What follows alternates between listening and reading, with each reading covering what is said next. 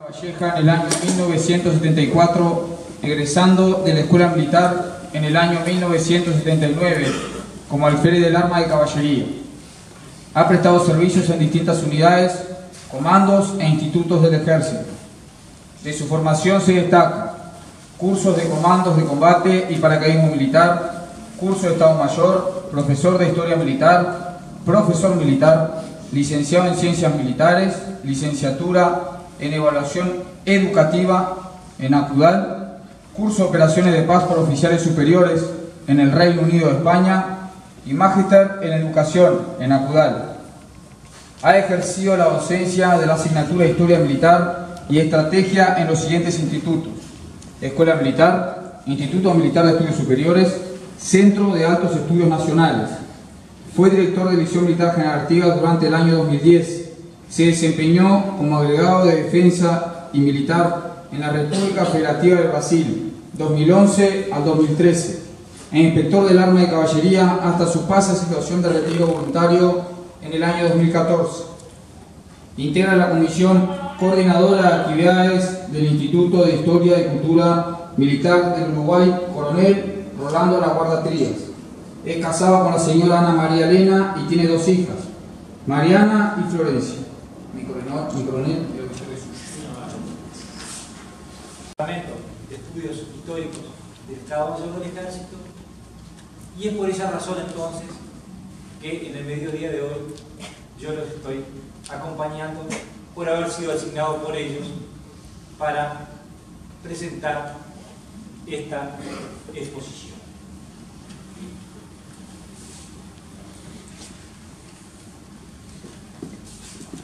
El tema que nos aboca, que son las instrucciones del año 13, en su versión clásica de las instrucciones, y como ustedes observan que se recoge en el título de la ponencia como síntesis del programa artiguista, es por la sencilla razón que a partir de esas breves instrucciones que el pueblo oriental confesiona en nuestro territorio, van a salir, van a emanar, o va a ser la base de documentos tan trascendentales como las dos constituciones federales y provinciales de 1813, como el reglamento provisorio de protección de los hacendados y fomento de la campaña de 1815, como el reglamento de aranceles también del año 1815, y como el Tratado de Comercio con los Ingleses de 1817. Todos esos documentos y todos aquellos que el jefe de los orientales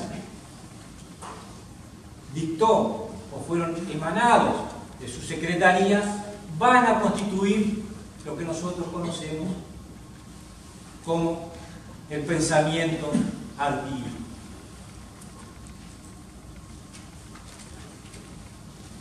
Pero ¿cuál fue el contexto de estas instrucciones?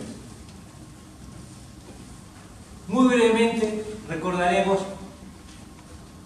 que el primer pasaje emancipador surge en Buenos Aires en el año 1810 con la famosa Junta de Mayo. Posteriormente, en 1811, un año después, en mayo también, las fuerzas orientales obtienen la histórica y gloriosa victoria de la Batalla de las Piedras,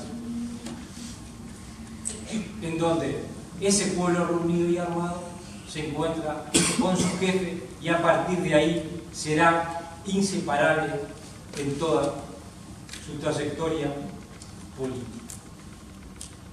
Pero desafortunadamente, y hablando de trayectoria política, los pasos subsiguientes a 1811 hacen que se negocie ese primer sitio de Montevideo y el pueblo oriental deba retirarse y deba dejar en el camino lo que en el plano militar obtuvo, que fue la victoria sobre las fuerzas españolas, y unánimemente ese pueblo entonces abandona Montevideo en el conocido como La Redota, el nombre aprendido de nuestros paisanos, y que fue el primer censo que conoció nuestro país,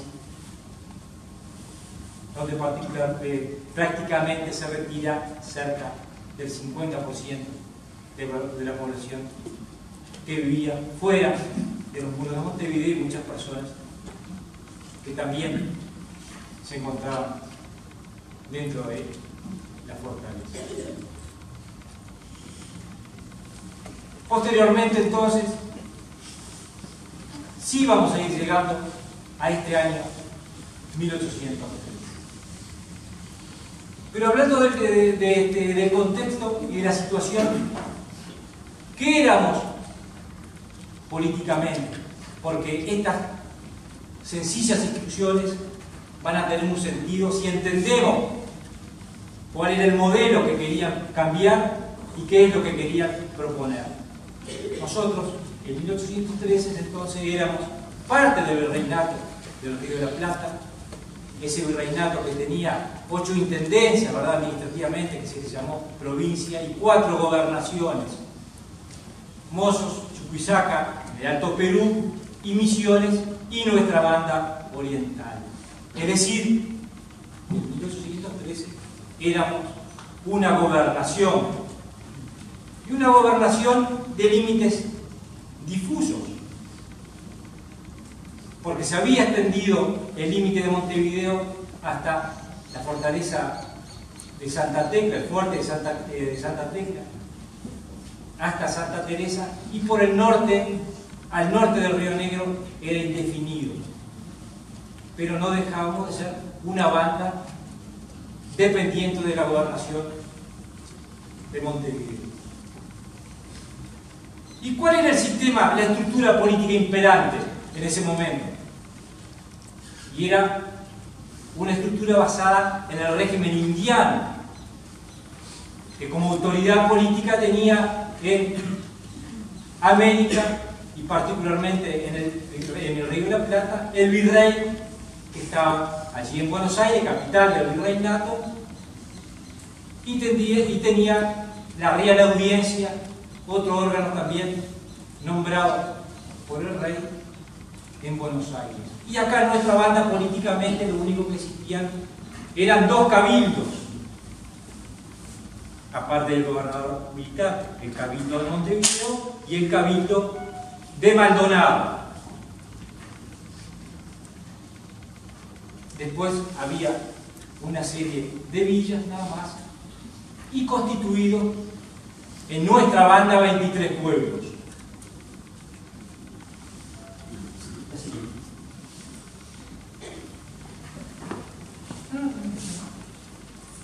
Dijimos entonces que íbamos a hablar del programa Artiguí. ¿Qué es un programa entonces? Un programa contendrá compromiso y a su vez tendrá propuestas, tendrá valores. ¿Dentro de qué esfera esas propuestas y esos valores? Para tener un criterio, porque se podía desagregar ese documento de muchas maneras. Podíamos identificarlas como en el área política, económica, militar y social. Pero esas propuestas y esos valores debían ser llevadas a la Asamblea General Constituyente de Buenos Aires, que iba a empezar a funcionar en el año 1813, y en enero, de hecho, comenzó a funcionar en 1813. Cada delegado entonces debía llevar instrucciones de su provincia. El pueblo oriental y el artiguismo va mucho más allá. porque va a llevar instrucciones o va a elaborar instrucciones que van a ser una aspiración al proyecto americano, al proyecto de todas las provincias, porque en eso van a consistir las propuestas que los orientales van a pretender llevar a Buenos Aires.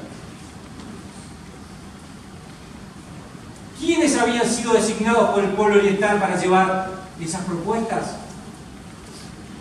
Esas 6 personalidades que nosotros vemos en la diapositiva. Eran 5 sacerdotes y uno era un capitán, el capitán Santiago Felipe Caboso, que fue también fundador de la 5ª compañía del cuerpo de blandengues de la frontera de Montevideo, cuando se creó en 1700.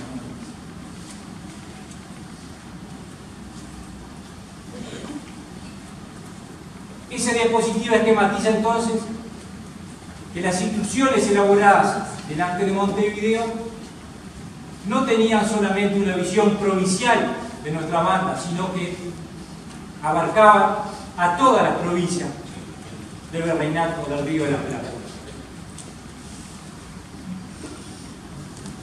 Ahora bien, ¿en qué momento se elaboran esas instrucciones? Se elaboran en las circunstancias que Artigas, a través de una comunicación, de una invitación, dice que de esos 23 pueblos deben designar a hombres que tengan honradez, prudencia, para que ellos puedan representar a cada pueblo en esa asamblea que se va a hacer en la región de Tres Cruces, y ahí discutir los puntos para elaborar estas instituciones del año 3. ¿Cuál fue el lugar físico entonces? Fue las intersecciones de las calles Avenida Italia y Avenida Miranda, donde ustedes observan en la diapositiva consta los 2 monolitos, y aún persiste allí el palomar de Manuel José Sáenz de Cavia, que era el propietario de esa instalación. De ahí entonces, aquellos convocados para el día 3 de abril, que es un sábado y llueve y no es posible iniciar las sesiones, comienzan el lunes 5 de abril y se van a extender en ese periodo hasta el 20 de abril, realizándose 2 secciones en ese periodo de tiempo. Secciones que mientras el pueblo reunido y armado se encontraba debatiendo, aún permanecía el sitio de Montevideo y aún se anotaban los diarios de la época enfrentamientos entre la plaza sitiada y los sitiadores.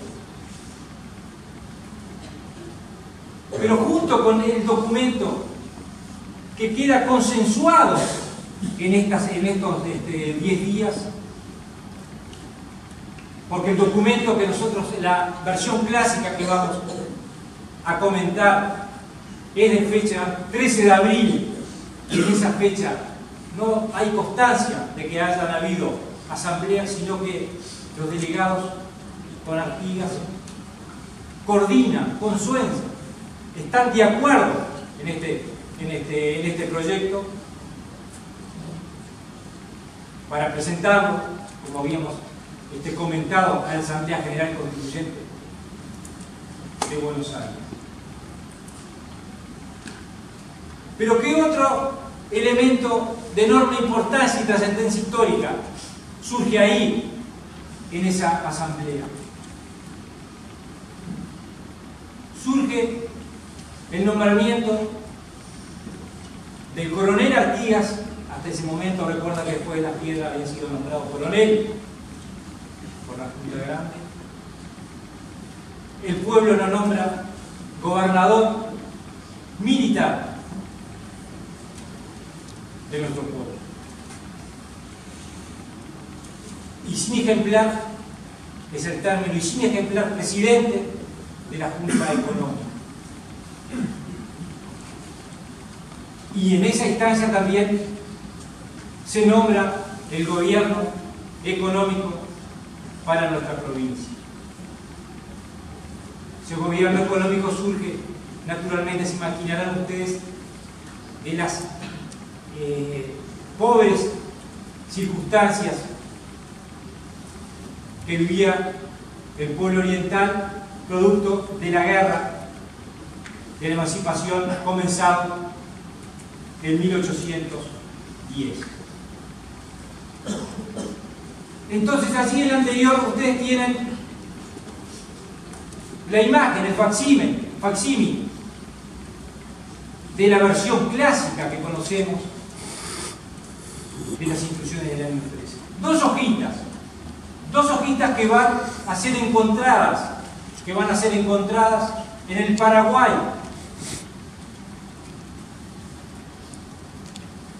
...60 años después, en el archivo del doctor Gaspar Rodríguez de Fralis.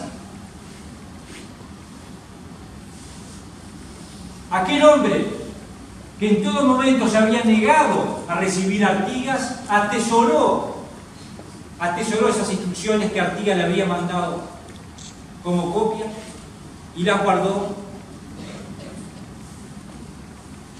y persistieron aún más allá de la muerte de Gaspar Rodríguez de Francia. Y se publica por primera vez, ¿verdad?, en 1878 por ese profesor argentino, Mariano Pelliza, en el libro de la historia del general Dorrego.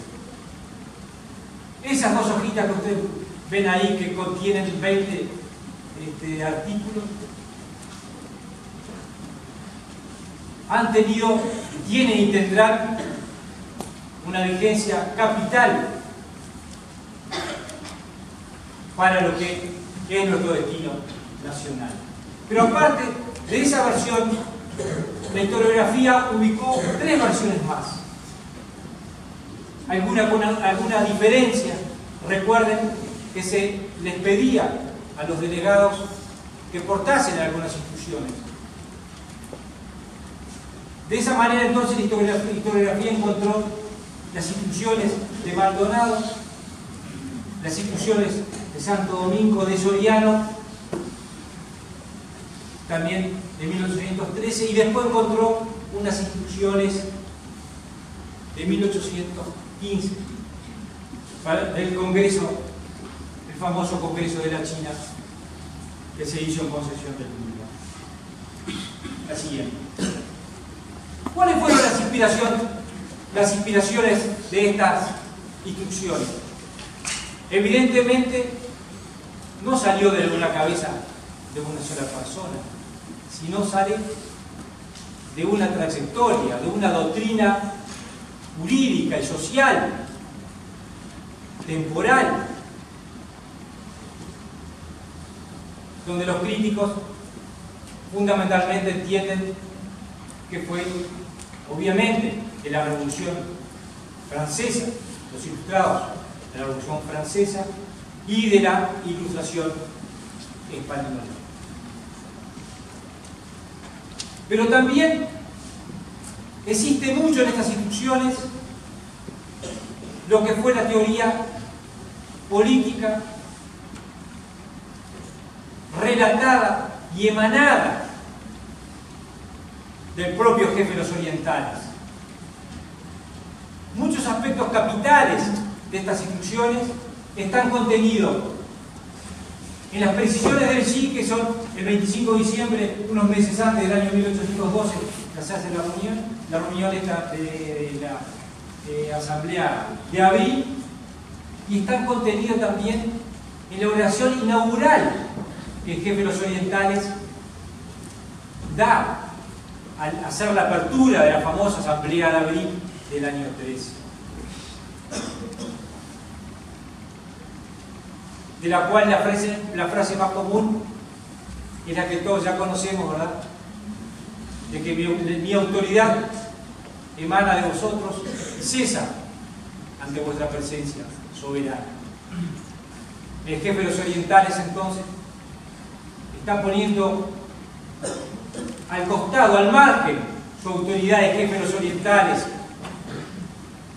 atribuida por nuestro pueblo en la Quinta de la Paraguaya en el año 1811, para sentarse todos en las mismas condiciones a debatir el destino común. Y otro componente también inspirador, diríamos en la parte formal de las instituciones, son las normas constitucionales norteamericanas, particularmente la Declaración de Independencia, la primera constitución estadual de Estados Unidos, del gobierno federal, las constituciones estaduales de los estados de Nueva York, Nueva Jersey, Pensilvania, Massachusetts, etcétera, etcétera. ¿Cuáles fueron entonces las propuestas de estas instituciones? Habíamos comentado que van a ser ordenadas esquemáticamente, sintéticamente, por el plano político, y ahí podemos identificar la provincia. Las instituciones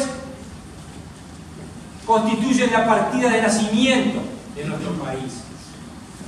Artigas allí dice que todos aquellos pueblos al este del río Uruguay constituirán un solo territorio, y ese será el territorio de la provincia oriental. Provincia oriental que, más allá que se debata en 1830 sobre el nombre, cuando tenemos la declaratoria de independencia, seguirá llamándose Estado Oriental del Uruguay. Será incambiado ese concepto artiguista de la primera hora de las instituciones de 1813. Pero también el artiguismo va más, porque dice que no solamente los pueblos que están al este del río Uruguay constituyen nuestra provincia, sino que también serán los 7 pueblos de las misiones orientales, y que también serán 4 pequeños pueblos más que eran fortificaciones de la época, como lo fueron San Rafael, Tacuarembó, Batoví, fundado por el propio Artigas, y el fuerte de Santa Tecla. Los primeros habían sido las misiones ocupadas en 1801 por los portugueses, y la segunda desde el año 1776. Ya Martín José Artigas, el padre de Artigas, había combatido en el fuerte de Santa Tecla por su posesión en manos españolas. Quiere decir que Artigas abría nuestros límites territoriales tal cual nosotros lo concebíamos al inicio de la charla sobre lo reducido que era la gobernación de Montevideo. No, vamos a comentar nosotros. Así segundo que tenemos que lo veo, es soberanía, ¿verdad? Las instituciones, en su primer artículo, ya hablan de que se declarará la independencia absoluta de este territorio, y que nada tiene que ver estos territorios ni con la corona española ni con la familia Borbón. Cada pueblo va a tener su autonomía, y su relacionamiento con las demás provincias será un relacionamiento de amistad y de pacto recibe. Y esa soberanía también les va a permitir nombrar su propio gobierno y participar en un gobierno central que lo detallaremos un poco más cuando veamos la federación. La tercera que tenemos por ahí es la república. La república, explícitamente las instituciones prevén que existan los tres poderes: legislativo, ejecutivo y judicial. Cada provincia estará dividida en esos tres poderes, que a su vez esta división la tendrá el gobierno central,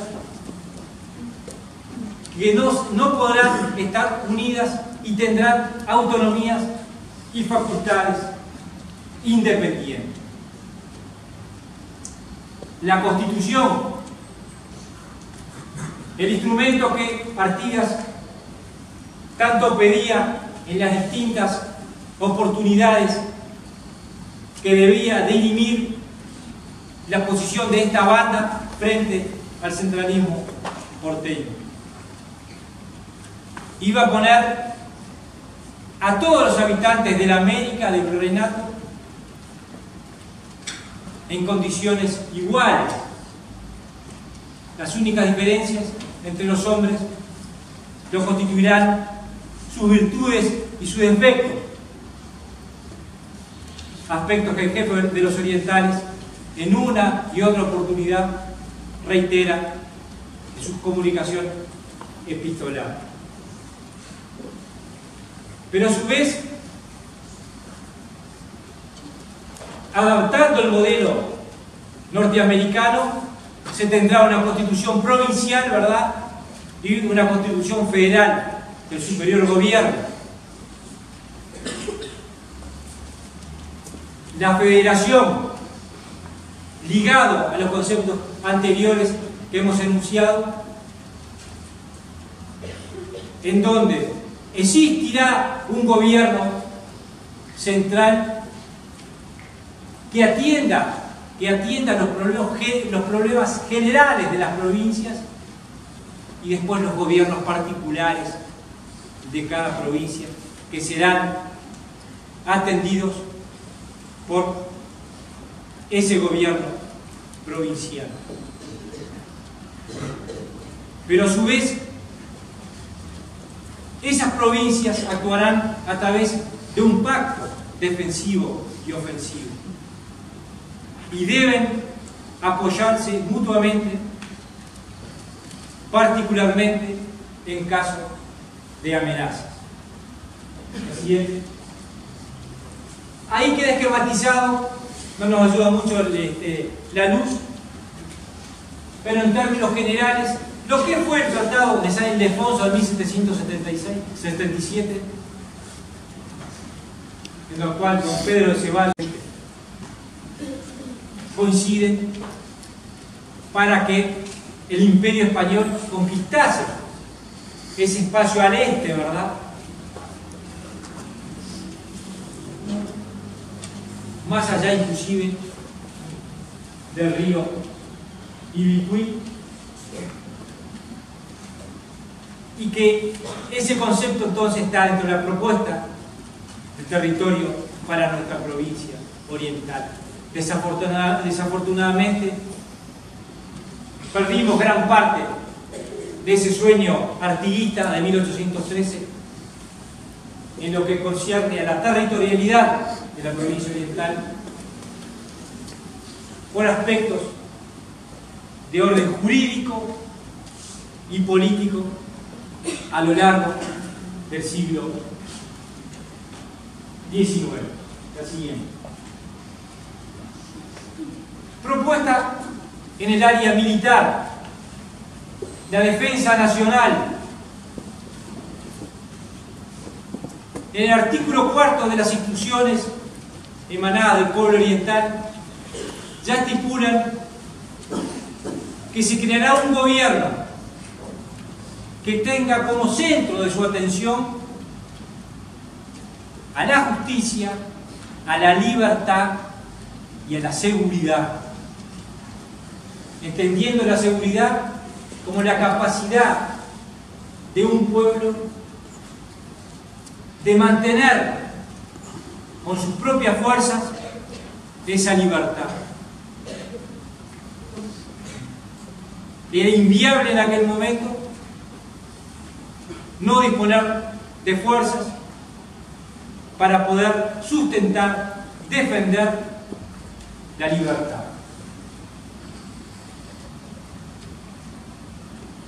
Las instituciones específicamente también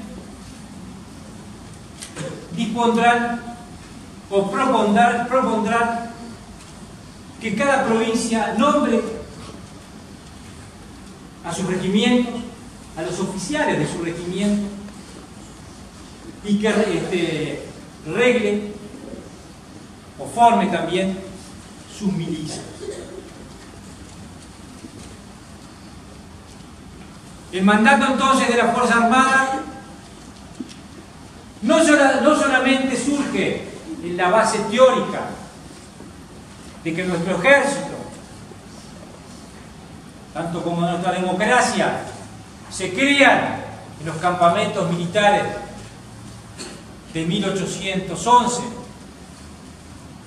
y se consolidan en la batalla de las Piedras, sino que expresamente la existencia de nuestro ejército es una propuesta de los orientales, pero de los orientales de la primera hora, de los que dieron todo y no pidieron nada a cambio.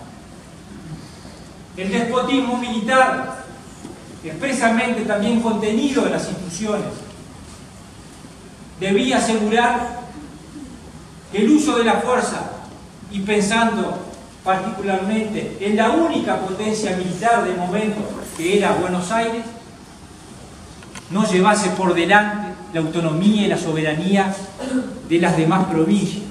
Por eso se refieren las instrucciones que los orientales llevan a que debe erradicarse el despotismo militar con trabas constitucionales, para que de esa manera puedan las provincias disfrutar de esa soberanía y de esa libertad que se habían ganado a partir de la emancipación entonces de 1810. Siguiente.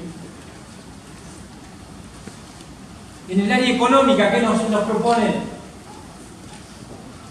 las instrucciones? Los puertos libres, la asfixia económica, inicialmente por el régimen indiano y después por el régimen de la Junta de Mayo, hacía que el único puerto de nuestra banda fuese el puerto de Montevideo, que en ese momento de las instituciones estaba en manos de los españoles aún, ¿verdad? Entonces el artiguismo entendió que era imperativo abrir nuestra franja costera. Por lo tanto, se propone abrir el puerto de Colonia y el puerto de Maldonado. Y los ríos interiores que hacen a toda la provincia, ¿verdad? Recuerden que estas propuestas tienen una aspiración de todo el virreinato de La Plata, de aquellas gobernaciones que vimos en el Alto Perú hasta Buenos Aires, porque el sur de Buenos Aires no existía como parte del virreinato.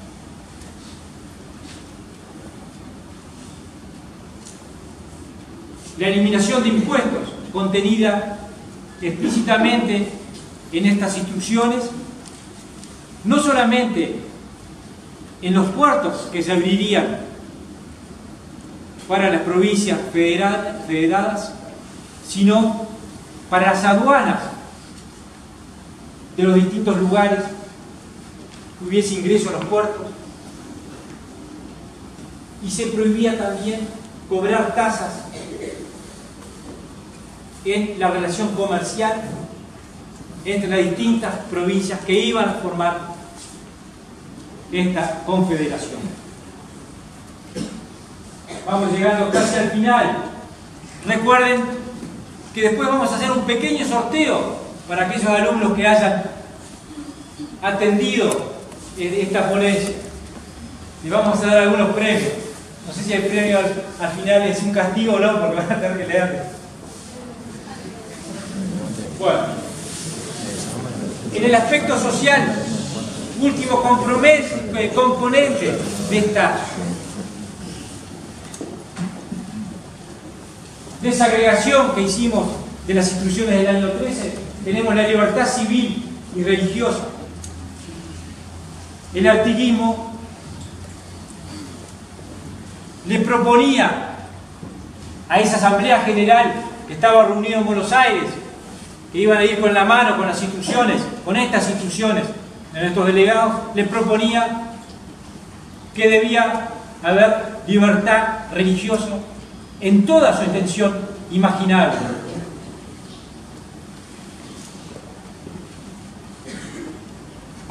El artiguismo entendía que este nuevo mundo, que este nuevo Estado confederado podía recibir, como ya tenía, gente de distintas partes del mundo, y que esas personas tenían su credo particular. Por eso el artiguismo se afianza en esta libertad civil y religiosa. Y un tema netamente artiguista y netamente de uso de aquellos primeros hombres de la revolución, que es ese concepto que dice así: un gobierno con moderación, piedad y justicia. Así cierran estos 20 artículos de las instituciones del año 13, pidiendo, proponiendo que ese gobierno tuviese moderación, piedad y justicia. ¿Qué valores entonces nos transmiten estos 20 artículos y las circunstancias que rodearon a estos 20 artículos? Y que no están, a lo mejor, explícitamente contenidas en ese documento. Podrían transmitirnos una gran cantidad de valores, pero allí recortamos simplemente 4 que también daría para desarrollarnos enormemente y para que cada uno ponga su imaginación y su creatividad en encontrarle cuál fue la lógica de la transmisión de esos valores. Pero la audacia lo pongo en primer lugar. Están todos a su vez relacionados entre sí. Es decir, ese pueblo reunido y armado allí, en asamblea en abril, cuando coordina esas instituciones, no mide consecuencias, simplemente plantea aquellas cosas que estaba convencido debía ser el horizonte propio y para su familia. No le importó en la oportunidad tener ese sentimiento de inferioridad frente al enorme potencial de Buenos Aires y del resto de las provincias que, como vimos, estaban congregadas en el virreinato del Río de la Plata. Sin duda también nos evidencian determinación y firmeza al plantear estas instituciones. Recordarán que de esos 6 delegados orientales fue aceptado solo uno, el doctor Gómez da Fonseca, que había sido delegado por Maldonado. Estos 6 delegados fueron rechazados, aludiendo particularmente esa asamblea general de Buenos Aires que habían errores de vicio en el nombramiento de esos delegados orientales. De vicio simplemente porque los orientales habían usado otro criterio, teniendo en cuenta los cabildos y los medios cabildos que existían en nuestra banda, que dijimos que eran 2 cabildos, el de Montevideo, donde designan a 2 delegados, el de Maldonado, donde designan un delegado, que es el doctor Gómez da Fonseca, el de Canelones, donde designa el capitán Santiago Felipe Cardoso, único militar de esos 6. El de San José y San Juan Bautista, donde nombran también al sacerdote Salcedo, y el de Soriano, donde también nombran al sacerdote Rivaldo.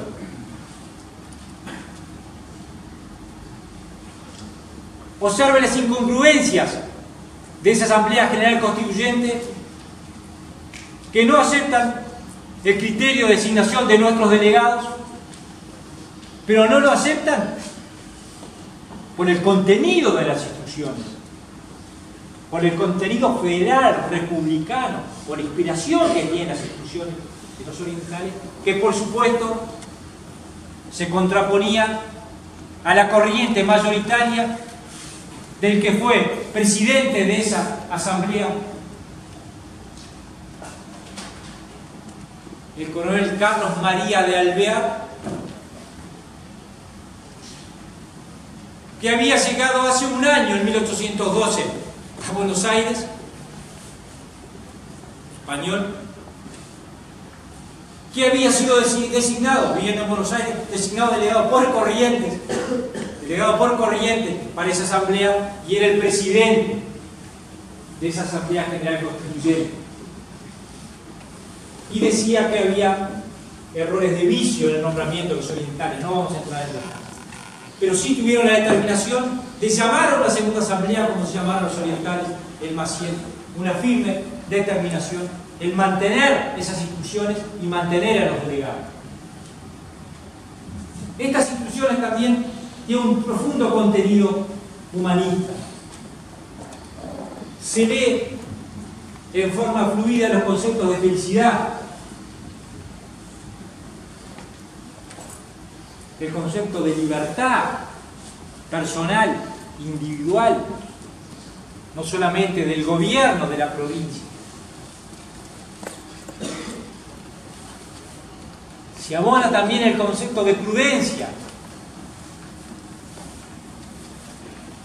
Santo Tomás de Aquino decía que la prudencia era uno de los valores más importantes a la fe cristiana. Y sin lugar a dudas, el emblema de ese humanismo es el concepto de la libertad religiosa. Y el último punto, entonces, como valor que nosotros rescatamos, son las convicciones que tuvieron aquellos orientales de la primera hora para luchar junto a Artigas por este modelo que sustituía al otro modelo. En esta lucha del artiguismo hasta el año 20, recordarán ustedes que se propuso sistemas monárquicos, constitucionales, pero nunca definitivamente se propuso lo que los delegados orientales llevaron, que fue un sistema republicano confederado.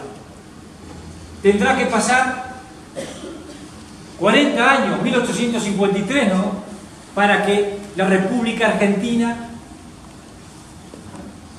se haya consolidado recién como Confederación Argentina, ese sueño que los federales entendían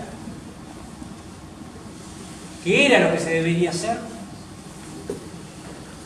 Llevó 40 años de lucha y de pactos interprovinciales internos y luchas entre hermanos en la Argentina para recién en 1853 crear la Confederación Argentina.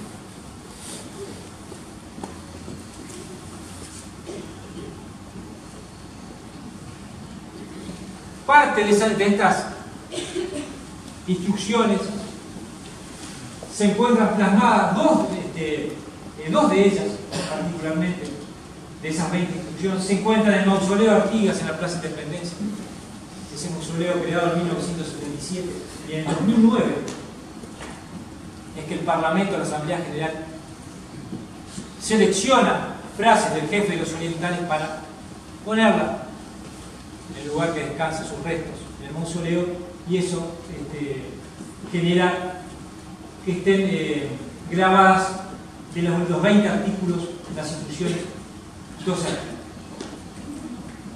Bien. Bueno, vamos a jugar ahora con los alumnos para finalizar, porque ha hecho muy tarde la charla. Y a ver.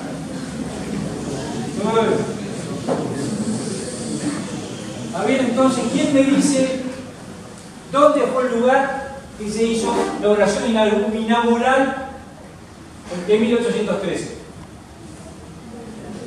Lugar físico de Montevideo.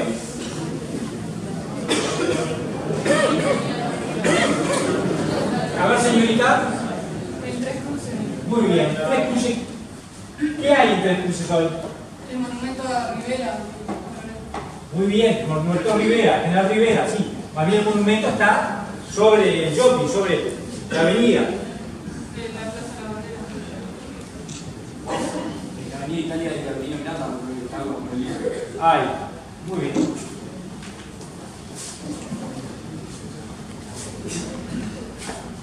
Después entonces usted lo comparte con la compañera. Sí. Bueno, a ver, hablamos de estas dos hojitas,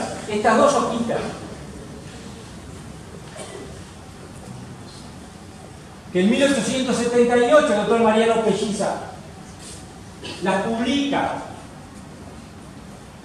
en su libro Historia del General Dorrego. 65 años después habían sido escritas. ¿Dónde aparecen esas dos hojitas? ¿En qué país? Paraguay. Muy bien.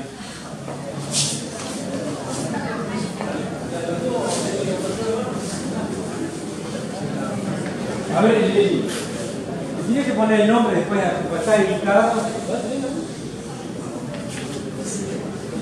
Bueno, entonces las otras dos.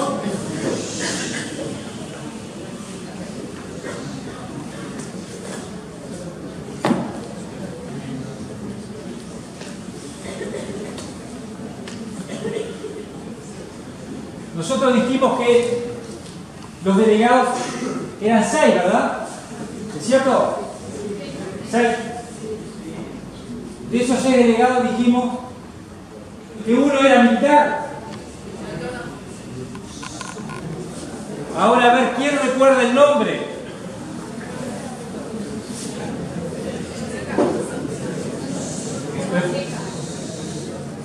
No. Sí. Muy bien.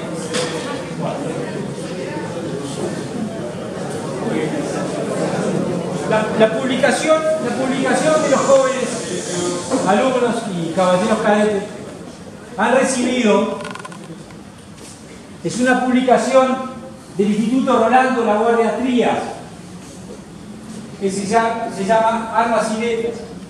Ustedes la encuentran también digitalizada en la biblioteca artiguista.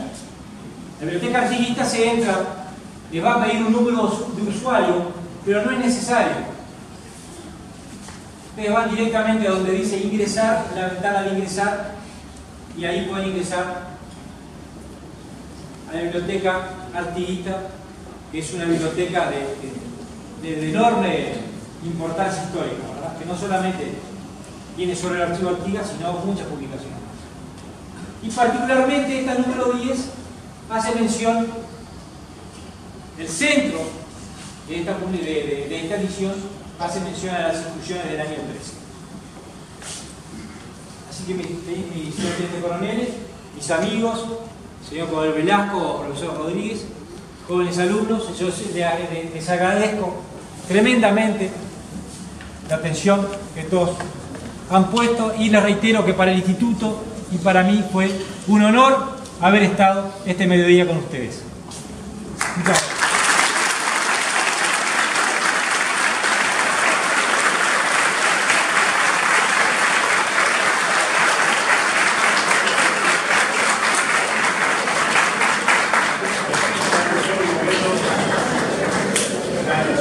Esta oportunidad vamos a aprovechar la visita de quien también fuera hombre de esta casa, como vean en el currículo vasto que nombró el teniente Domínguez, el señor coronel Pedro Vidal. En el año 2010 fui director de este instituto. Particularmente me tocó prestar servicio bajo su mando, a lo cual en esta oportunidad es un orgullo agradecerle la presencia en la audiencia el día de hoy.